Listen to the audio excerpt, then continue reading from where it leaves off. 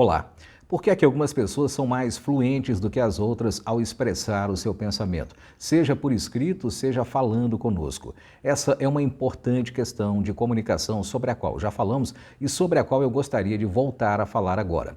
Nos vídeos anteriores eu disse que há duas características que ajudam a entender as pessoas mais fluentes.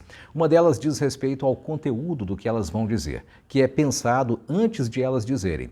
As pessoas fluentes vão pensar nos tópicos e nos subtópicos da sua fala antes de começar a falar. Uma outra característica é que as pessoas fluentes, em geral, falam de maneira pausada, de forma a dar ao cérebro a possibilidade de sincronizar o seu trabalho com o da fala.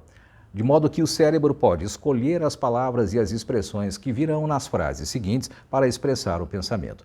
Há, entretanto, uma terceira característica, que diz respeito ao modo como nós vamos compor as informações dentro das frases que nós estamos construindo, seja oralmente, seja por escrito.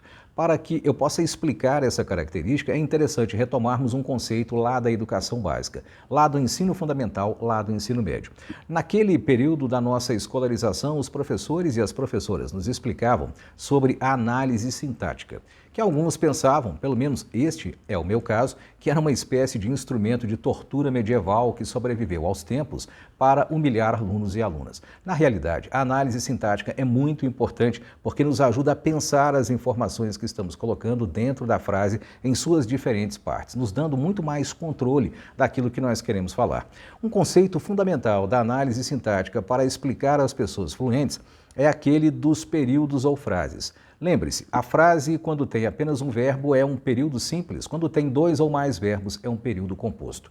A nossa gramática, as nossas aulas de interpretação textual e de sintaxe sempre nos lembravam que as frases muito pequenas, que têm uma apenas forma verbal, que tem um só verbo ou no máximo dois, em geral são frases compostas por aquele processo que nós chamamos de coordenação. Eu vou juntando ideias, colocando uma ao lado da outra, de modo que elas façam sentido, mas também poderiam fazê-lo se estivessem separadas. Mas há um outro modo, que em geral é usado para que eu tenha frases mais longas, com 4, 5 verbos, e é o modo da subordinação.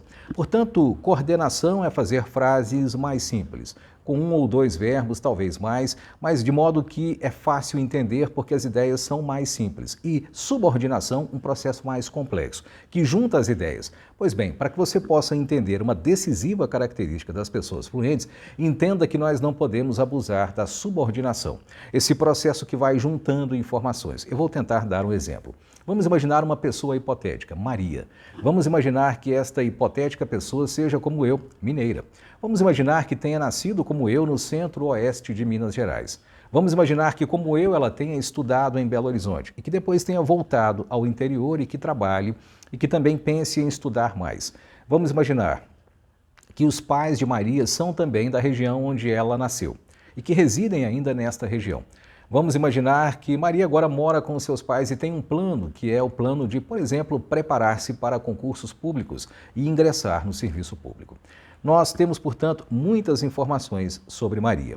Agora eu vou tentar compor um período por subordinação, isto é, uma forma mais complexa de juntar essas informações para que você possa, em uma única frase, ver tudo o que eu acabei de colocar sobre esta pessoa que é Maria. Eu poderia dizer, por exemplo, Maria, vírgula, que nasceu no centro-oeste de Minas, vírgula, mas estudou também em Belo Horizonte, vírgula, região da qual também são seus pais, que residem e trabalham no interior.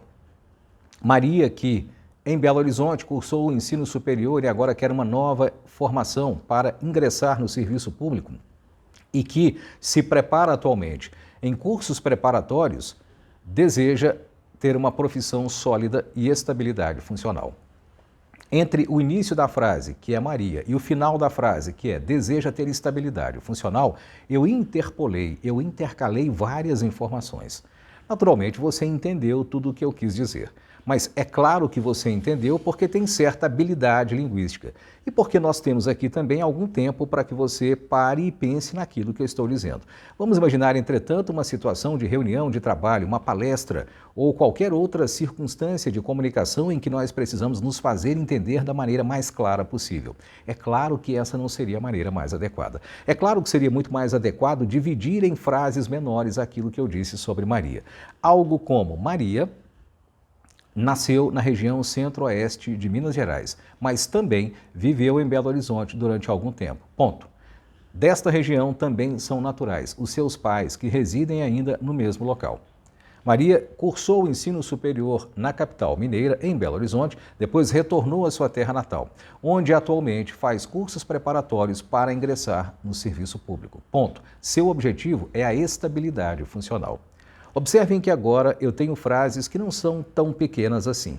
Não são frases de um único verbo, mas também não são frases longas. Observe que o que era complexo, isto é, formado por muitos elementos, passou a ser simples, isto é, formado por menos elementos. Pois bem, o segredo dos bons comunicadores quanto à fluência, além de falar pausadamente e além de pensar nos tópicos e subtópicos que vão dizer, é construir frases que não sejam cheias demais de informação, de maneira que cada frase tenha o tamanho exato.